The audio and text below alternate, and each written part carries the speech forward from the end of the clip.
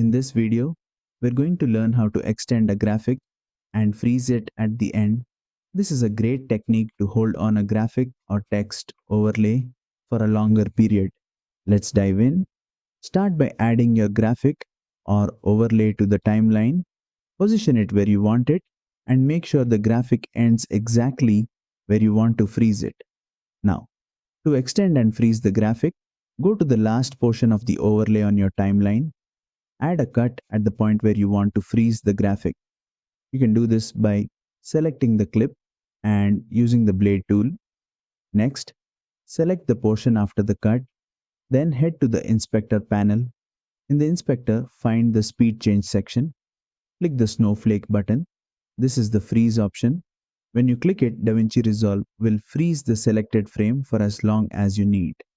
You can now extend this frozen portion of the graphic to make it last longer. Simply drag the edge of the clip to adjust the duration, and that's it. You've successfully extended and frozen a graphic in DaVinci Resolve. If you found this tutorial helpful, don't forget to like and subscribe for more DaVinci Resolve tutorials.